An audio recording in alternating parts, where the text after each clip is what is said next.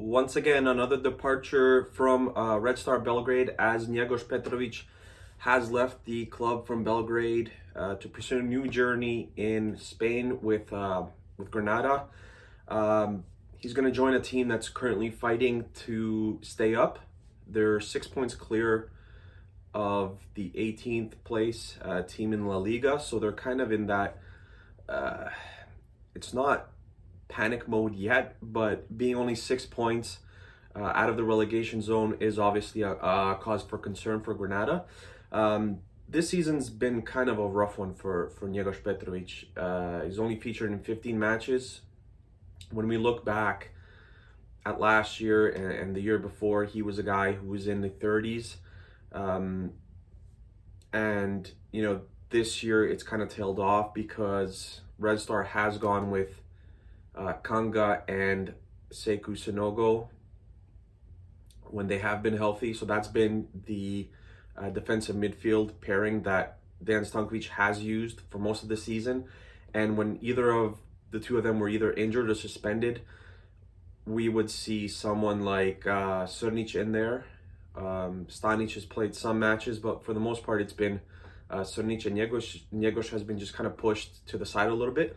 One thing I'll say is out of the last, I think, towards the end of the first half of the season, he started around 6 or 7 of the last 8 or 9 matches, and that's because Sanogo was out due to an injury. So Njegoš Petrović was thrust into the lineup, and a lot of it's probably to do with to kind of boost his price up a little bit because he hasn't played much this season, and Red Star were looking to sell him. Like I said, we were already sold on having Sanogo and Kanga in the defensive midfield role. So, Petrović was on the outside looking in.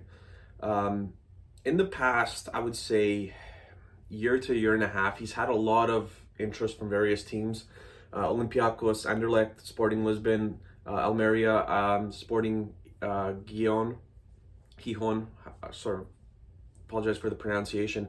They've all been interested in him, and the price even last year was a lot higher than what it is now. So Njegoš Petrović left for 1.6 million euros, and I believe he's signing a 4-year contract, but the price was around 4 or 5 million euros last year.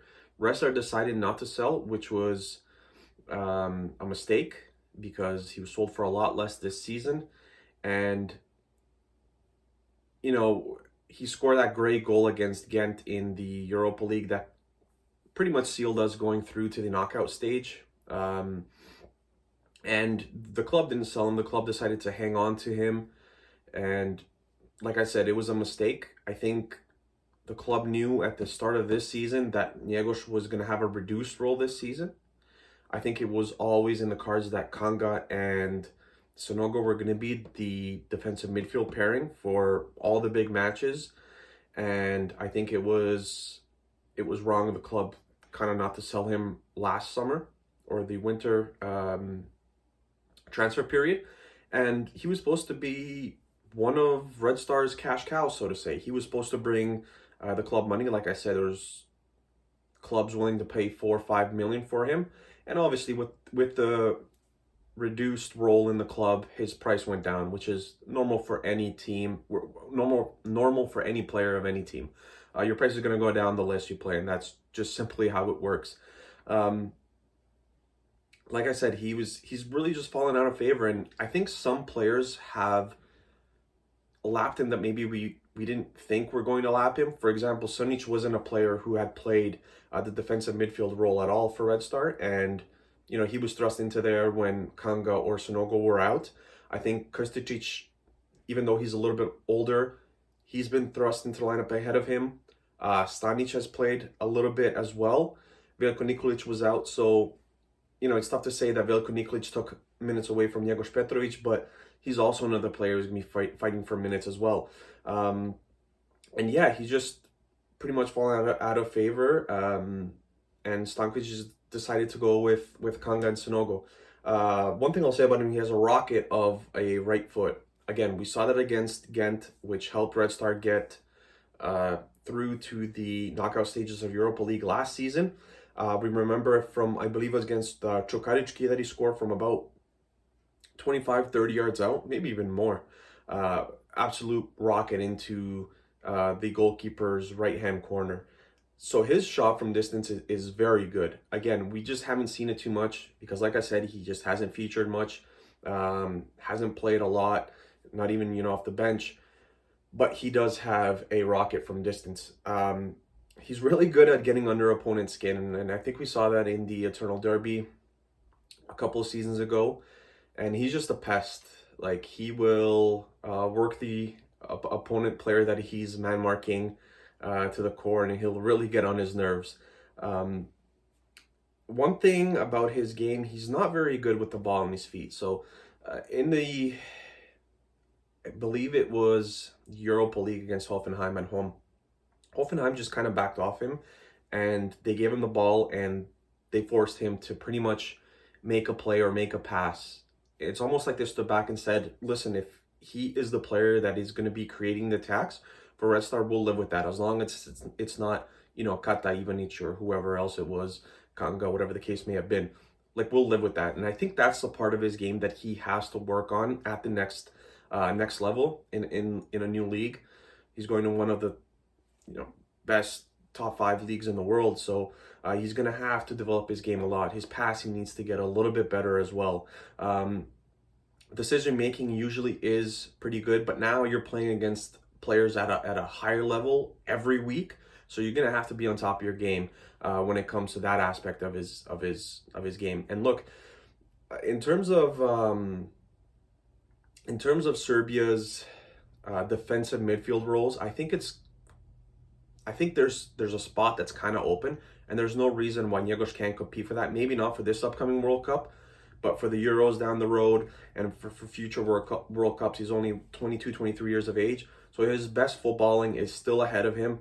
There's a lot for him to work on, but if he can stay, get consistent playing time at Granada, he has a good future ahead of him. And like I said, it's just kind of the tip of the iceberg for him, and this is the first time he's going to be playing in a new league, new language, new culture, etc. So it's really a time for him to show what he can do. The one thing I noticed about Granada, just looking at their schedules and stuff, they play a bunch of different formations.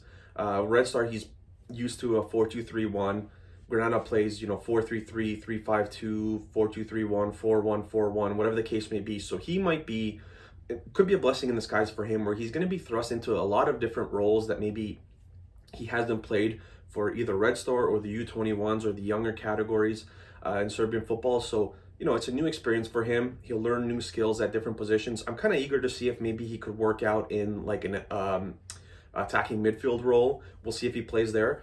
But the good thing about Granada is they rotate their midfield a lot.